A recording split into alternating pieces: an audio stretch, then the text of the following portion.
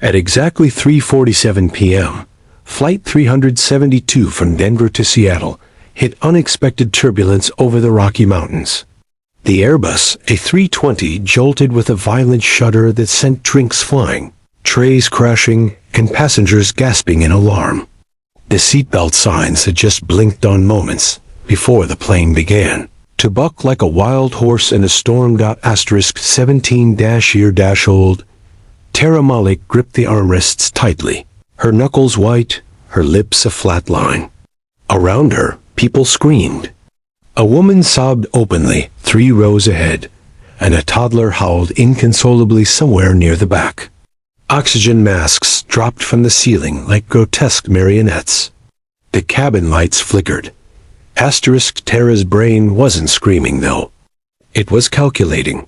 Altitude, around 18,000 feet. Location, somewhere above. Colorado. Situation, severe mechanical failure. She could feel the aircraft dipping. Not just turbulence. This was a descent, and not a controlled one. Something was wrong. From the front of the cabin, 2 flight attendants stumbled into view. One was clearly panicked, shouting into a phone mounted on the bulkhead wall. The other was trying to calm the passengers, but had no information, only a rehearsed, empty calm. Tara's father had once told her, "In an emergency, information is oxygen. Without it, panic spreads like fire." And panic was indeed spreading. Tara's dad had been a chief mechanic in the U.S. Air Force for 22 years. Growing up, she was the kid who hung out in hangars instead of playgrounds.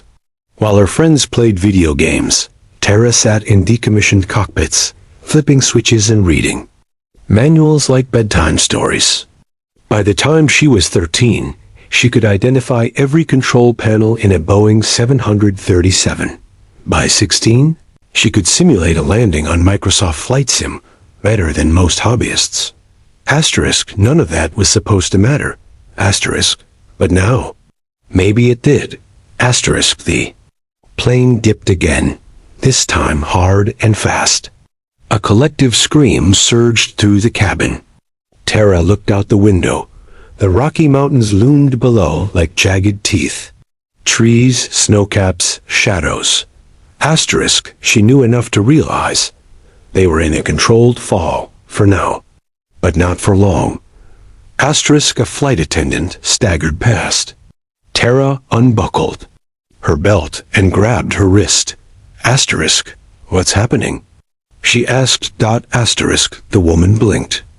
The pilots, I don't know. He stopped responding. What do you mean? The co-pilot's injured. He hasn't come out.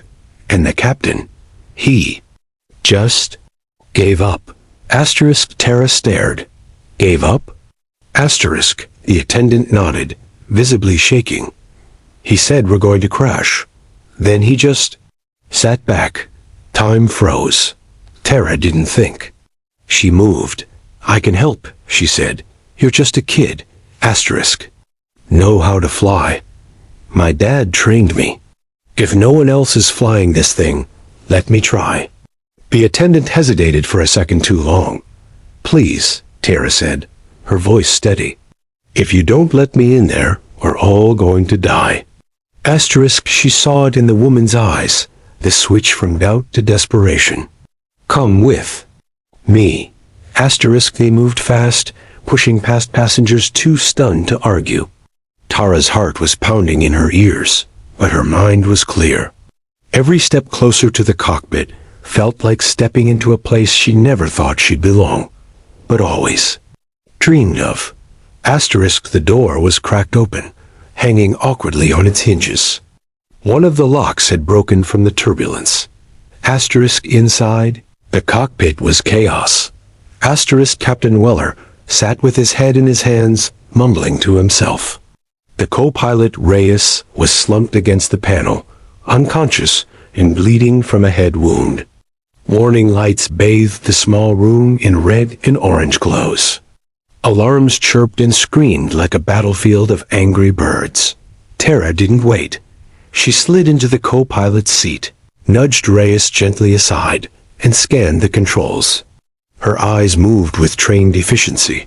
Hydraulics, compromised. Flaps, semi-functional. Altitude, dropping fast. Autopilot, offline. Pitch, unstable. Fuel, leaking, but not critical yet. Asterisk, she spoke without turning. Captain, I need you to focus. Tell me what systems still respond.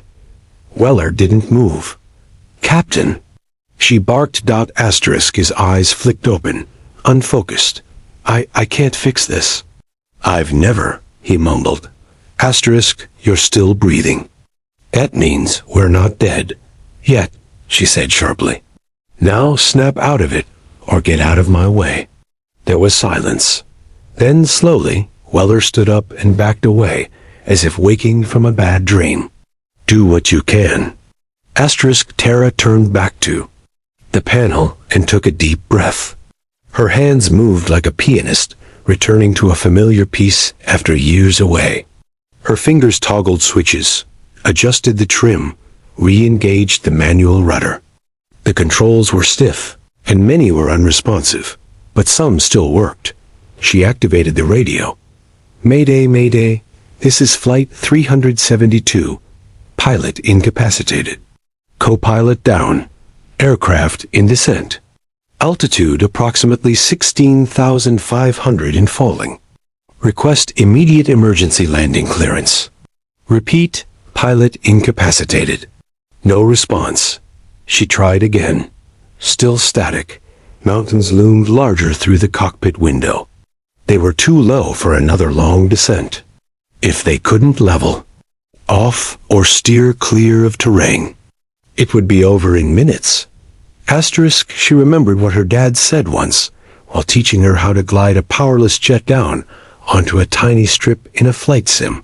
Sometimes, you don't get the perfect outcome. You just aim for the best bad option.